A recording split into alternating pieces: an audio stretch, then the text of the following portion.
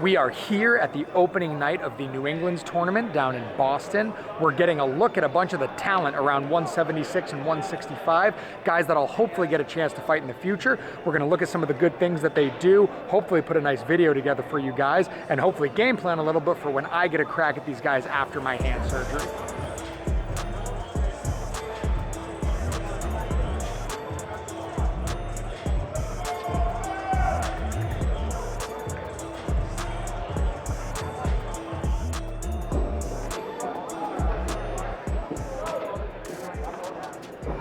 So Gabriel in this fight in the red is the guy who pulled out on me for the main fight.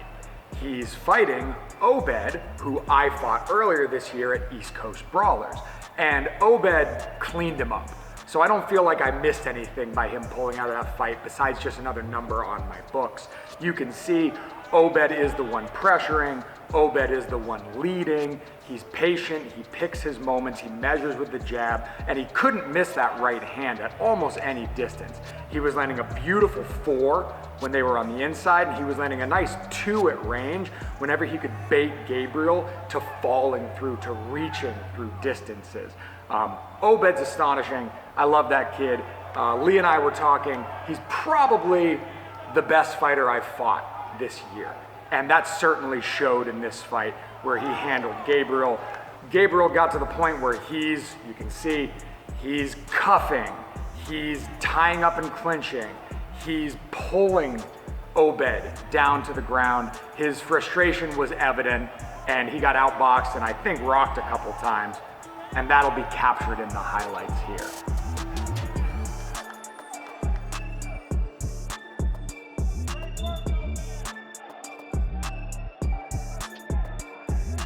It's always fun to do the math where, oh, I've worked with this guy and this guy's worked with this guy, so you can take a guess on how you would feel working with him.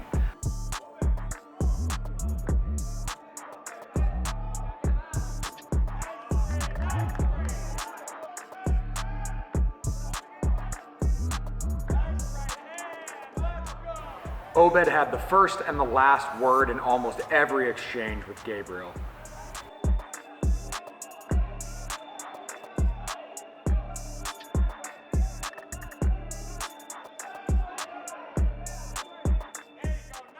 And I would dare say that Obed looks much improved since I fought him a couple months ago, and maybe someday we'll run it back and he can beat me up a little bit. That would be a lot of fun.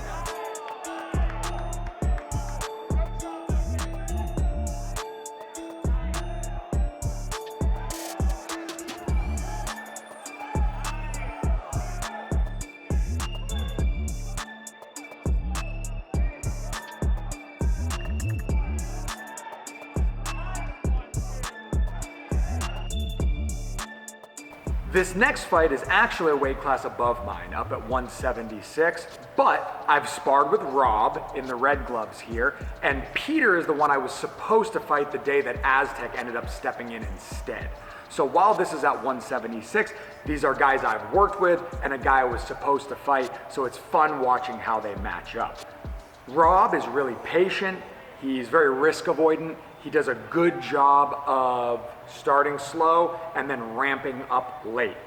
Pete is a force. While I never got a chance to fight him, he's a long southpaw who knows how to be long, and he's got an excellent lead hook. And you see him buzz Rob a couple times with it in these highlights. He also knows how to cover ground well. There's a saying in boxing, if you're tall, be taller. If you're small, be smaller. Something really nice I can say about Pete is if you're long, be longer. He knows how to be deceptive with range. He knows how to play with that compressed lead side in an open exchange. And he knows how to cover ground well. He's also got just a classic look. When I talked to Pete before the fight, he's got this little pencil mustache. He's long, he's strong. He looks like Sugar Ray Robinson, and I think that's really cool.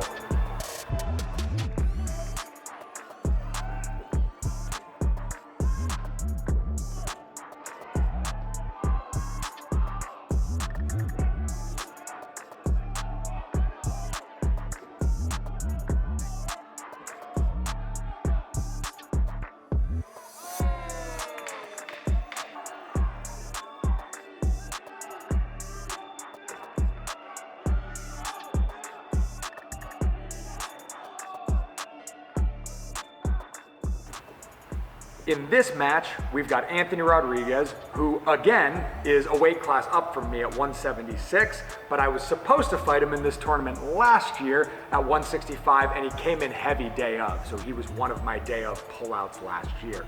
I was also supposed to fight him at an event in Rhode Island a couple months, or probably about a month ago, before I injured my hand and I had to pull out. So we've both pulled out on each other once here. But I've seen him fight a couple times. I think he's on a 14-fight win streak, so a talented fighter, certainly, to say the least. And since filming this, he has won this tournament at the Open Class 176.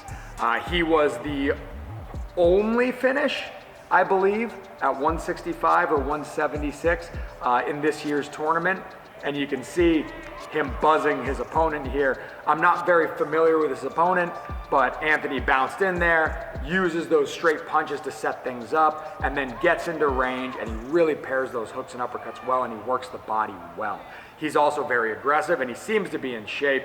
He knocked this kid out. Well, he didn't knock him out. He got a TKO in the second round of this fight, and it doesn't look like he even broke a sweat. So I look forward to matching up with him at some point in the future as well. Certainly the most impressive fighter around my division was Dan. Dan, while a novice, has won this tournament since recording this and does a great job in there of creating traffic, of dressing up his entries. He knows how to fight on the inside as a long southpaw. He knows how to work the body. Dan does lots of good stuff. Dan came up to me after his fight this night, and he said that not only does he follow the channel, but he also said, we sparred a couple of years ago at Everybody Fights. He was a little bit bigger back then, but I remember him as a big, tall, long southpaw with good habits, and I'm happy to see that he's still on his journey, making things work for him. I don't know anything about the opponent he's fighting here, but Bernardo's Boxing produces good fighters, so I suspect that he's capable and competent. And while Dan's only a novice right now, I'm really looking forward to his future as he comes into his own and comes into Open Class at 165, and hopefully we'll get a chance to throw down at some point. We've given him a shout out down below where you can see his IG handle, where hopefully you can see a bunch of stuff on his page where he does even more better, his own highlights in addition to ours.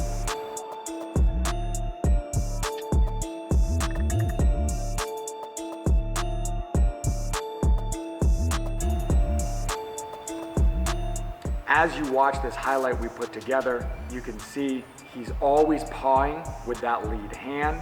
He's always aware of landing his own cross and being hyper cautious of his opponent's cross. He always gets his head out of the way proactively. The kid's certainly got a bright future. And in the third round, you can see a little bit of it here. When things get hairy and they end up on the inside, Dan does a good job of improvising traffic. It's not that he just throws his high guard up. He frames, he leverage blocks, he uses his head as a tool. He makes a point to turn his opponent. He does a good job of getting traffic where it needs to be and gaining leverage where he needs it to have success. Looking forward to a bright future from this athlete.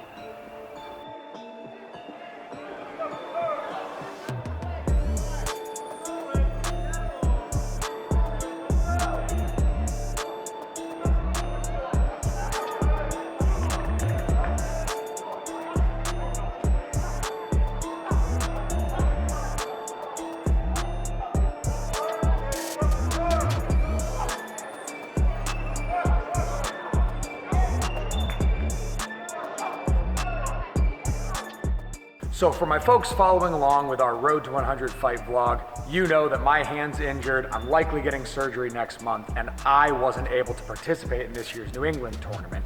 So I went anyway, and I watched and I scoped out the talent both leading up from the novice 165 into my division in the future. I scoped out the 165 division, and I watched a bunch of the talent in the weight class above at 176 because I might end up there someday, and these guys jump around when we're out of tournament. So I got to break down some of their talents, some of their skills. I got to see some of the guys that I missed out on, like Pete and like Gabriel. So this was really fun for me. I hope it was fun for you guys too, and I hope you learned something as I was talking about the talent in my local division so that you can apply it and you can have success when you fight.